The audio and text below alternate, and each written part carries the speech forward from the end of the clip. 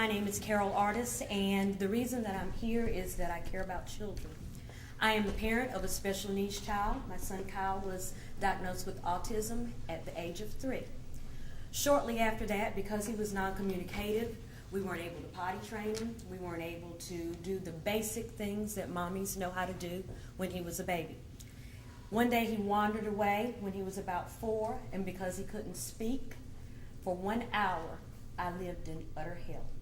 He couldn't tell anybody his name. He couldn't tell his parents' name.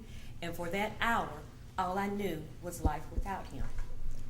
Because of intense speech-language therapy, occupational therapy, Kyle has now been mainstreamed into a regular school. And luckily, because of my income, I was able to sustain that on my own. I know that there are many parents who cannot. I am the administrator of an elementary school where the population is 95% African American, 97% free and reduced lunch, and I see every day the hardships that poverty brings on these children.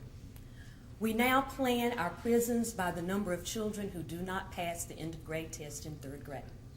If that is going to be the measuring stick, then we're going to have to go ahead and double that number if we do not provide services for these children, early intervention, Smart Start, More at 4, speech and language, OT, PT. We have to address the needs of the total child. Otherwise, they will come to school with a myriad of problems that poverty brings. They cannot speak, they cannot communicate, they cannot articulate. They come at a deficiency because they cannot scaffold because they've had no prior experiences. My Kyle is a success story because he had intensive speech and language. The children that I serve every day are not so fortunate. If we cut programs that do not allow them to have the support they need to come into the educational system where they can grow and perform, then what we're going to have is a burden on society later on. We've spent the last week testing these children. I'm the principal. I tutor 8:30 to 10:30 myself. I tutor 3:30 to 6 o'clock myself. I drove 3 hours tonight so that I could address you, so that you could know that across this state there are black children, Hispanic children, white children, all types of children who need our help. One of the greatest politicians of all time said, "To whom much is given, much is required." The burden of this economy cannot be on children who cannot speak, who cannot walk, who cannot advocate for themselves. And the only thing they did was wake up and be born poor. Please, as you consider working and getting this budget balanced, do not do it to the children of this state. Rather, do it to those of us who have been fortunate enough to attend college, get middle class, upper middle class jobs. We can support them. Do not do it. I'm now trying to get my allotment straight for next year. I've got to go face 7 teachers and tell them I have no job for you. I'm holding my breath for my 3rd grade assistants. These children who require one-on-one instruction, small group instruction, will not have the manpower to do it. And then on top of that, they will not have the support services such as speech and language, occupational therapy, physical therapy, and all of the wonderful programs that North Carolina brings. We are at the forefront of education. Do not retard us at this time. Thank you.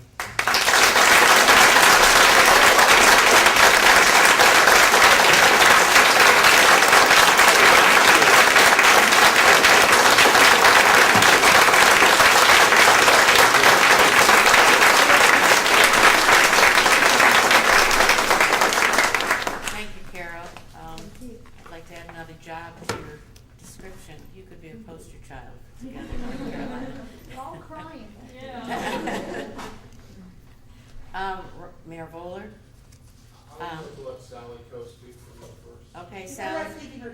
First, Okay. stand up and I'll let her. And then Abby Pons. Thanks, Randy.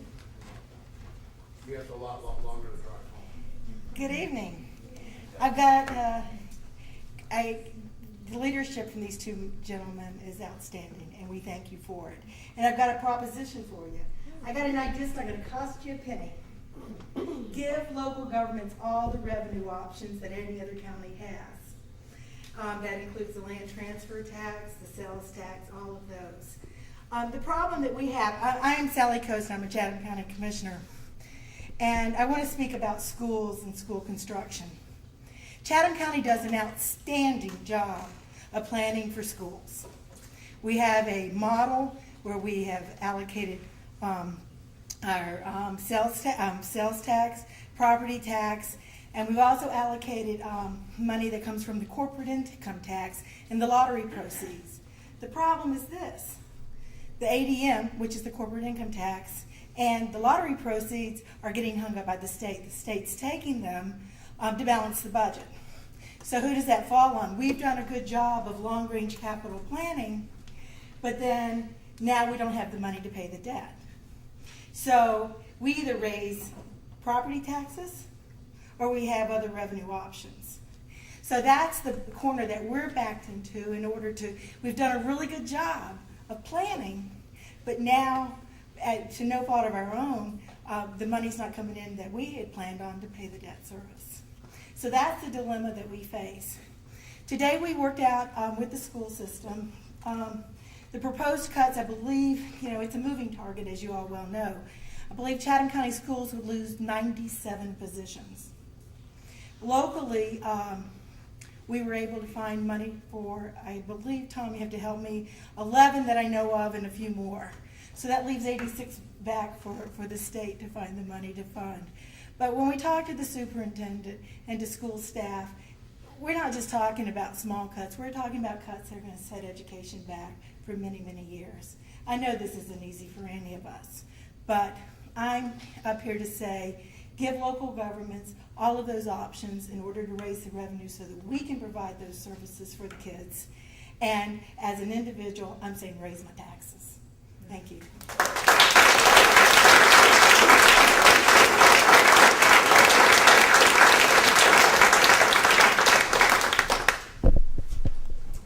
I also didn't come even remotely prepared to speak, but I'm here for my family and my mentally ill little brother.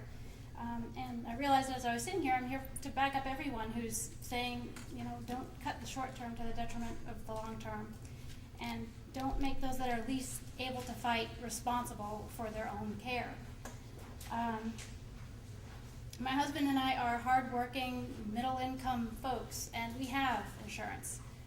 But my little brother does not, and bad luck can happen to anyone. My little brother is mentally ill and has enormous physical issues, and no insurance company would touch him with a 100-foot pole. If I was an insurance company, I wouldn't touch him with a 100-foot pole. It's too much. And he doesn't get the care that he needs, so he does spend time in the hospital, long stays in the hospital, and he does spend time in jail. I see the bills that come through, and I can tell you, just on a personal level, this is a much more expensive way to go about this. There are better ways to do it. If we could get him the care in the first place, he wouldn't be spending that time in the hospital, and he probably wouldn't be going to jail. So I'm sure that there are better ways to do it. My family and I right now are paying for prescription costs that we just shouldn't have to pay, and it's quite a burden on us. I'm a financial planner, and I can do a little bit of the math, and cutting these services, it just is not the way to go. I also have several pro bono clients that I work with, and they don't have health insurance. That's one of the reasons why they're pro bono. And I'm just so worried for them. Anything could happen to them as well, and this is one of those things, healthcare, that can completely derail a financial plan. I admit I didn't come with any answers, but I will do whatever I can to help figure this out, and I'm sure that North Carolina and its citizens can figure out a more innovative way to go about this. And I'm also here to say you can raise my taxes. I'm happy to do it. Again, let us take the burden for those who can't. And thank you.